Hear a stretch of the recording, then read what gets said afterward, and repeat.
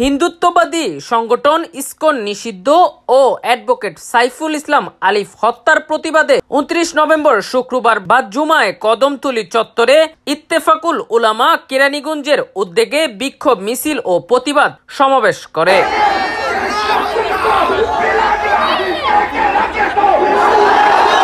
এ সময় মুসল্লিরা দলে দলে যোগ দেন কদমতলী চত্বরে। এ সময় উপস্থিত ছিলেন বিভিন্ন মসজিদের ইমামগণ। তারা তাদের বক্তব্যে বলেন, অবিলম্বে ইসকনকে নিষিদ্ধ করতে হবে। আলেম ওলামাদের বক্তব্যে বলেন, ভারতের দালালি বন্ধ করতে হবে, হয়তো আমরা আরো বড় কর্মসূচি দিতে বাধ্য হব।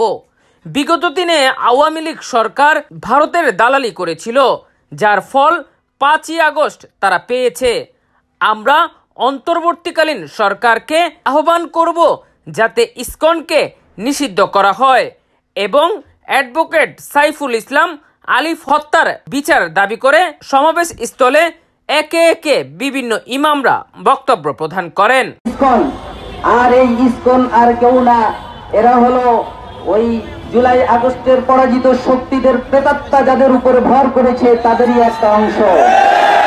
হিন্দু মুসলমানদের ভিতরে দাঙ্গা বাজাতে না পারে, ইসকনের মূল লক্ষ্য এবং উদ্দেশ্য হলো হিন্দু এবং মুসলমানদের ভিতরে দাঙ্গা বাজিয়ে দেওয়া, আর মোদিজি ওখান থেকে এসে আমাদের এই দেশটাকে দখল করবে, এটাই হলো মোদিজির আশা।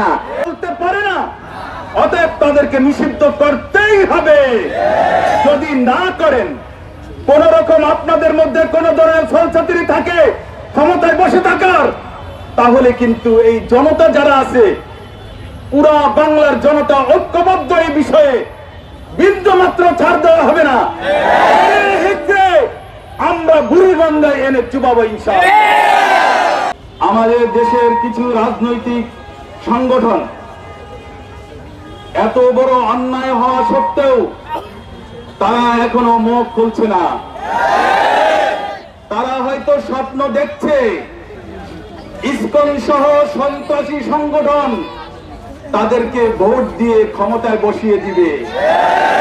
তাদের এই স্বপ্ন কুস্বপ্নে পরিণত হবে।